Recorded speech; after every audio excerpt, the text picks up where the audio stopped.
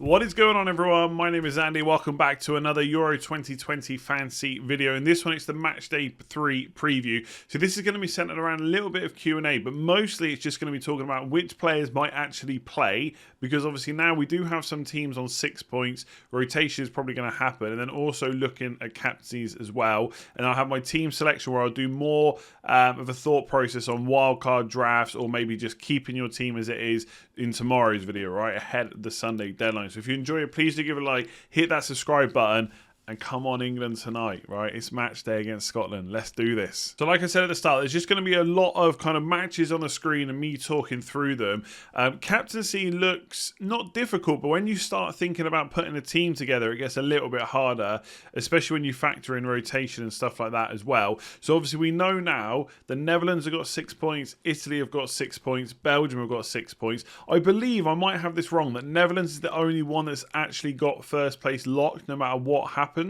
I think that's correct due to head-to-head and stuff like that. I could be wrong, but it looks likely that Italy and Belgium will also get top spot as well. They just have to not lose on the final day, right? And Belgium have got Finland, so I don't think it's going to matter who they put out. And I think it's going to be the same for Italy versus Wales as well. For Wales to overtake Italy, they'd have to win, and I just don't think that's going to happen. Like, even if Italy rotated the whole team, it's still going to be extremely strong. They've got a lot of squad depth. Obviously, with England, I'm recording this on Friday morning, so England have still got to play. They've still got to play against Scotland tonight. If they win, then they will also have 6 points. And again, avoiding a loss to Czech Republic will be enough to go top. So I do think there's possibly going to be some rotation there.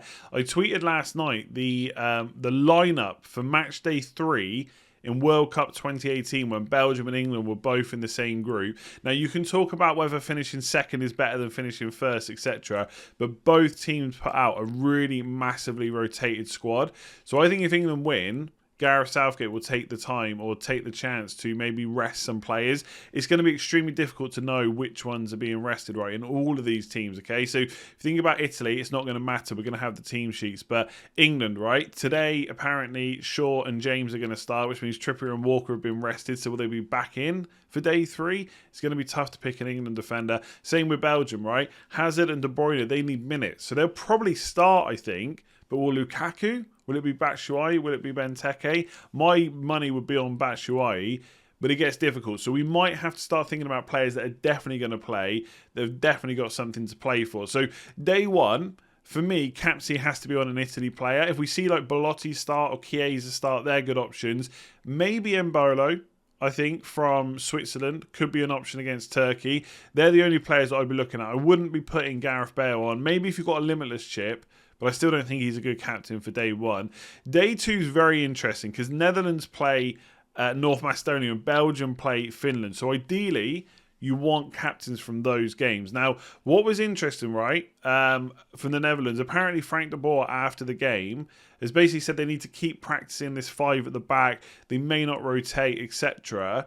So we need to try and get, like, I know people ask me, like, where did you get this news? I just try and keep an eye out on Twitter and hope that someone tweets about it and I see it and whatnot. But if Netherlands don't rotate all their players, let's say Depay starts, for example, that could be huge. Now, the question will be, do I go for Depay on a limitless? Do I go for him on a wild card? It's obviously going to be a risk because Netherlands might rotate. But I could see, like, Malen, who came on last night, could he come in for Weghorst? Would they also swap Depay as well? Maybe not. Will Windle come in instead of Van Arnold? Will they rest some of the centre-backs? De Ligt went off with a bit of a knock at the end of the game, for example. Will they change some central midfielders around? I think they're going to stick to that formation, but that game could be huge, North Macedonia. And I really like De Bruyne and Hazard. I'm probably siding more towards De Bruyne. That's not really knee-jerk just because he got the points last night, but he came on at half-time. Hazard still only got like 30 minutes, and I think they're really protective over Hazard. And I think De Bruyne came on and absolutely smashed it. So I don't think there'll be as many concerns about his minutes. Obviously, both players might only play kind of 60 maximum, but that Finland game is so good. So that's where I'd be looking at. I don't think going for a Denmark captain is that bad of a choice. I thought they were really good against Belgium. They should have arguably won that game. There was just that little period where Belgium got both their goals. And that kind of put the game to bed. But Denmark were the better team, I think, for the majority of that game. And they came out and played really well. Like I said, I wasn't necessarily expecting it after everything that happened. So they can really give Russia a game. in Ukraine going forward were good as well. So Yarmolenko could be a decent captain, right? Austria did well against North Macedonia, really struggled against the Netherlands. I wonder if Alaba will be put further forward in this game. I think he kind of has to be. But Ukraine could be good options as well. Very attacking side. Day 3 for captaincy, it gets a bit trickier because if England win against Scotland, I'm not saying they definitely will, although hopefully they will, but they might not. But if they do, then Calvert-Lewin could be a good option. He may come in for Harry Kane. They might give this opportunity to rest Kane. Obviously, we've got to remember, right, it's not just the gap between games that's important, but these players have had massively long seasons, right, where they had a lack of pre-season straight into playing. And it's the same for all players in Europe. Right? I'm not saying it's just a Premier League problem. So Kane could be rotated, and therefore someone like Calvert-Lewin could be good. Also, you'd probably see, if Sterling and Foden start again against Scotland and they win, then they might both be rotated. We could see Grealish, Sancho, Saka, Rashford all get a go, and suddenly they might be options as well. Now, they're a bit more expensive. Calvert-Lewin's only 7 million. The wingers are still quite pricey. Grealish is only 7.5. They could be worth looking at. Otherwise, Croatia are still going to need points from that Scotland game. And if Scotland are going into the last game having lost twice, I would definitely back Croatia. So Rebic up front, 7 million. But more importantly, for the best captain, you're probably going to go for Perisic, I think. Maybe Modric, because I believe he's on penalties. But Perisic, I think, is more likely to get you a return from open play, right? He just plays closer to goal. So I would probably be right now basing it on England winning against Scotland, which they might not do. I know. You don't have to tell me. I know it might not happen. Calvert-Lewin and Perisic are probably better options from day 3. In day 4, I mean, we're all going for German options, aren't we? Muller looks like a definite star. I've seen some talk about the fact that players like Havertz and co aren't necessarily 100% nailed on, but Muller looks like a good bet. Gnabry is someone I'll probably have in my side as well for captains against Hungary. Don't rule out Spanish captains. The only problem is who's definitely going to start. Like, will it be Morata? Will it be Moreno? Will it be Olmo? Will it be Torres, etc.? They can change around that side. They got a lot of squad depth, especially in attack as well. So I think the safe options are definitely Germany, because they're going to have to play a full-strength side to beat Hungary, to be in with a chance of going through. No matter what happens, they've lost the first game. So even if they beat Portugal, they still need points against Hungary. So as it stands right now, I'm looking at Italian captain, Belotti if he starts, maybe Chiesa, Berardi, etc. And obviously this will change depending on whether you're on wildcard, limitless, or just not using a chip at all. And then I really want to captain a Netherlands player, but I might just default to De Bruyne because I think he will start. Then Calvert-Lewin or Perisic, and then probably Gnabry or Muller. So that's captains. Let's talk about more general options. Okay, so we're not specifically talking about captaincies in this section, right? But we are just going to go through some of the teams again. So obviously, for day 1, Italy, Wales, and Switzerland, Turkey, we are going to get the team sheets, okay? I think from Turkey, there's just no players I'm really interested in. Like, even the goalkeeper's only 4.5, I believe. I'm just going to double check now. I still wouldn't be that interested. Yeah, he's 4.5 because I just think like Stecklenburg's 4.5 for Netherlands. Okay, they could maybe rotate, I guess. The Russian goalkeeper Sofonov is only 4 million. Simon for Spain, if he still starts Matchday 2, he's probably going to start Matchday 3 again. He's 5 million. I just don't think I would go there. So there's not really any Turkish players I want. Will Yilmaz do something? I just haven't been impressed enough with Turkey, right? I expected more. Look, everyone is going to have a difficult time against Italy, but against Wales, I really thought they were poor, and I don't think Switzerland are going to give them an easy game. So basically, whoever starts from Italy is decent, okay? The players that I'm specifically looking for are Belotti, if he starts up front instead of Immobile for 8 million. He looks like a really good option. And I think it's not that there is definitely like no other strikers that are better options. Like if Moreno started for 6.5, Calvert-Lewin for 7 million, for example. I'm talking about rotating teams here. Batshuayi for Belgium, just because of the fixtures. Marlon for Netherlands. They could all be good, but you're going to get that team sheet. That's huge, the fact that you know they're going to start. And I think Wales is still a good fixture.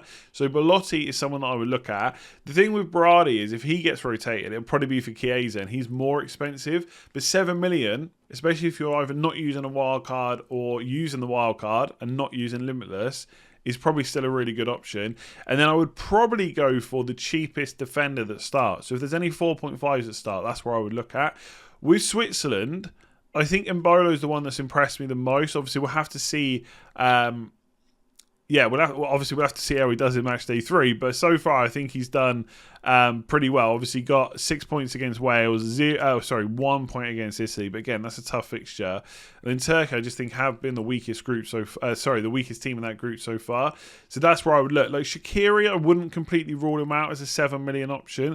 But having built a few squads, I haven't really found room for him. And if you think that maybe you're going to put in like a De Bruyne or a Hazard, and then one Germany midfielder as well, possibly whichever Italian midfielder starts to, you might need a cheap option just to tie it all together like Alaba. It gets pretty difficult to fit in a Switzerland midfielder.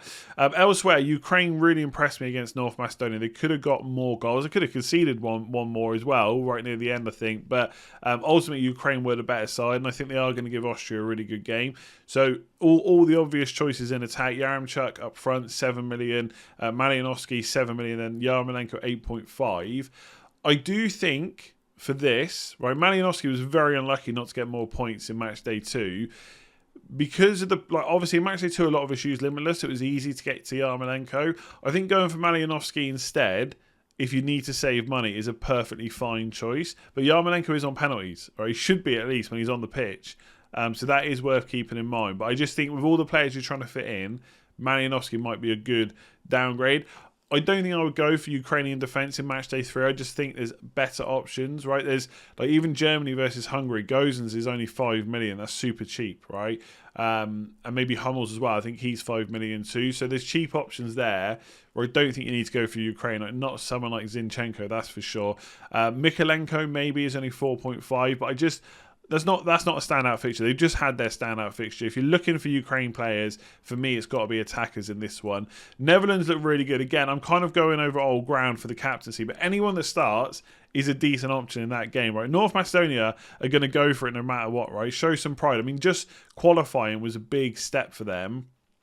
Can they take anything off Netherlands? I'm not convinced, but Marlon has got to be in with a shot of starting. He's only 6 million, right? Obviously, if there's word that they're going to stick to mostly full strength, and Depay looks like potentially the best captaincy option there. I don't know how he only got 1 goal yesterday. He missed an absolute sitter. The goal that Dumfries scored as well, as someone that doesn't own him, I don't know why either. Such a stupid decision. Marlon, if he'd shot and scored, that would have been a Depay assist as well. So he didn't almost have a couple of other returns. And obviously, we shouldn't forget Windle could come in as well. Maybe Veltman for Dumfries, but again, we're going to have to wait and see on more news. It's a really tricky one where you decide to punt on all these players that may or may not start, and if they don't, you look stupid. If they do, you look like a genius. There's a fine line this match day. Belgium again, De Bruyne, Hazard, etc. Meunier might still start. They might put Chadley on the left, Chadley on the right. I don't know. Denea, I think, will start again as well. 4.5.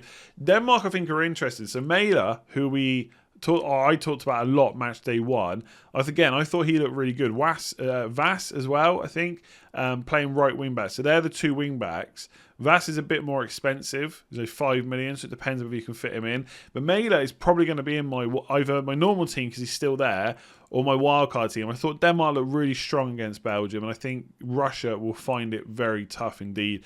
And for that reason, the only Russian players I would go for are Sofanov, the goalkeeper, or Daviv, the 4 million defender, just because they're cheap and it maybe gives you extra money to go elsewhere. But I wouldn't necessarily expect too much from them.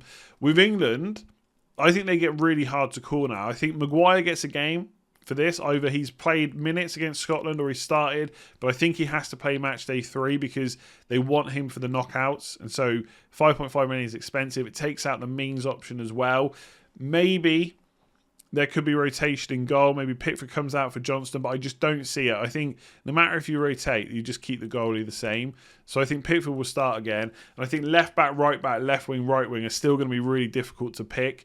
So Calvert-Lewin's the one I'm looking at there. For me, I still think they'll be fairly strong. So I wouldn't go for any Czech Republic players in match day 3. Let me know below if you disagree with that. And Croatia, I've already talked about. Perisic would probably be the one. You could also look, depending on how you want to go for goalkeepers, the Croatian goalkeeper, Livakovic, is 5 million. It's not a bad price. Personally, I wouldn't be going like 5.5 to 6 million in this unless you're on Limitless. I just think there's good, cheap options where you don't have to do that. But ultimately, Perisic is the one I'm looking at. I'm probably going to mostly avoid Sweden-Poland. I don't know how to call it, right? We haven't seen them play in Matchday 2 yet. I thought Sweden looked okay at times, but they were playing against Spain, so it's difficult to call how they're going to do. Someone like Isaac could be a bit of a punt there. Obviously, Lewandowski is definitely too expensive for this match day. Poland were pretty poor in the first game. Maybe they'll be better in the second game again. We're going to have to wait and see. I haven't seen that at the time of recording. But that is a match I'd probably avoid. I don't think there's enough good value players in that one to warrant a spot. Spain, I still think Pau Torres at the back looks like really good value. As long as he starts match day 2, which I don't see why he wouldn't. But it could be Laporte and Garcia, maybe. But Torres definitely still looks like a good option. Simone as well. Obviously, if you're on Limitless, then someone like Alba is a good bet too. And then forward line, I just think the rotation will possibly put me off. They just got too many good options, and they need to win that game. So if Morata starts match day 2, he'll probably start match day 3 as well, I would assume. But Moreno must be vying for a starting spot. And obviously, Olmo and Torres, they could switch them around as well. So for that reason, Spain probably wouldn't be high on my list because they have got a good fixture, but it's hard to call their players, right? Like if Netherlands needed a win against North Macedonia, that's an easy decision. You know Depay is going to start Dumfries, etc. With Spain, I think it's a bit more tricky. And it's not like they're super cheap either. But if we get any indication that Moreno is going to start, he is someone that I'd really like. Portugal versus France, I would avoid. And then Germany versus Hungary. Gnabry, Müller, Havertz. Maybe slight rotation risk there. And Gozens in defence. They're just the obvious picks. I think Neuer is too much at 6 million. I'd maybe look at Hummels as well if you wanted double German defence. I don't think that's completely out of the question. But in terms of like cheaper defenders, I think Denayer, Windle, potentially, but definitely Mæhle at Denmark are looking good. Okay, so just a few other things. I feel like Wildcard in match day 3 versus quarterfinal has been discussed to death, but I keep getting asked about it. There is obviously a risk factor with using your wildcard in the group stages. You've got to go from the last 16, where, spoiler alert, there's 16 teams, down to quarterfinals where there's only 8. So you're going to lose half the teams, half the players that are still left in. Now, remember, you do get basically another wild card for the last 16. They give you unlimited transfers. You can't decide to use it somewhere else.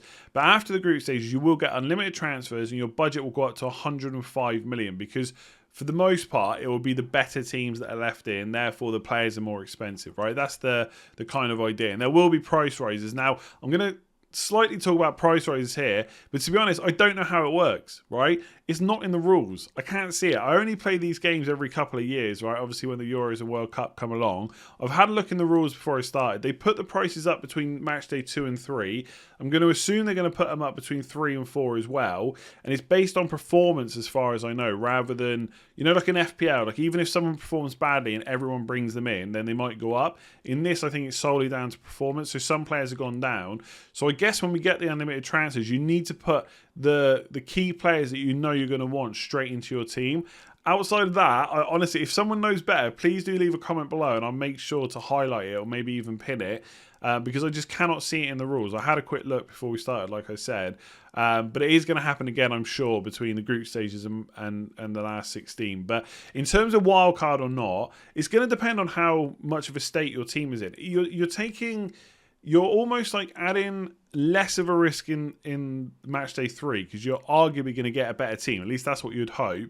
So you're taking some of the risk away in match day 3 because perhaps your team's not good enough, but you're adding risk from the last 16 to the quarterfinals.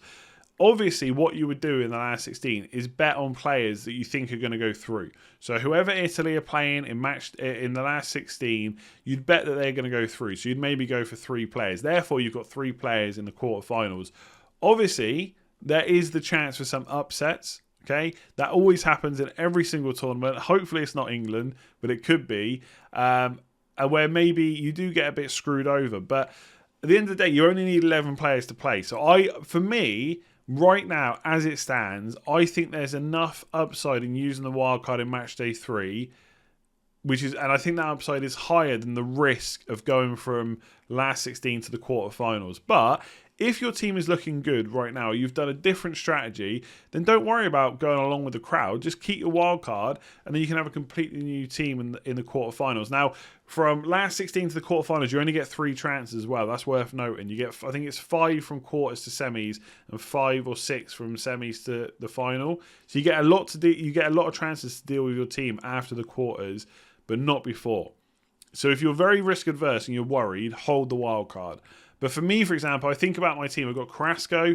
I don't know if he's going to start. My main really thought process is wait for that Italian lineup. If I get the Italian lineup and all 3 of my players are starting, that's a big bonus, right? And then I've got Danea, Windle, who I also think might start. I could do Ronaldo and Carrasco to Gnabry and Muller, who are definitely going to play, I would assume.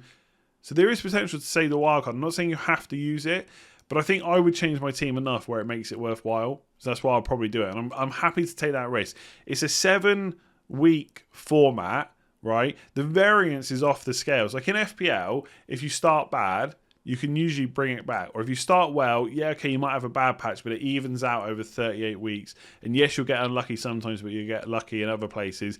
In this, you're kind of screwed if it all goes wrong. So I'm willing just to take that risk that it goes right. And then in a few weeks, it's over anyway. So that's the way I'm looking at it. Rotation in Matchday 3. Again, I've kind of just spoken about that at length, so I won't go into massive detail about that. But obviously, it's something to consider, and maybe you should go for safer options in Matchday 3. But the thing with rotation is, if you get it right, you do get some really good value players. So I'm thinking again about the strikers, Calvert-Lewin and Batshuayi, Malin, players like that. They could be decent. But there are plenty of teams that are decent and have good fixtures and have good value players. So you don't necessarily need to go all out on rotated players. And obviously price changes I already covered. There you go. So there we go. That is it for this one. Please do give it a like and hit that subscribe button if you did enjoy it. Obviously, as always with these match day previews, we're kind of doing them when there's only been a few games played. There's still quite a few left, so things might change. But tomorrow I will have my team selection video, and I won't probably record it until Saturday anyway. So I'll have at least seen most of the games for match day 2 before I start putting what will probably be my wildcard video together. And once we're past the group stages, it might be a little bit easier to manage the content in terms of at least getting a lot of the games out of the way before we start talking about the next round. So yeah, there we go. I'll leave it there. Do give it a like, hit that subscribe button. Come on, England, once again. See you soon.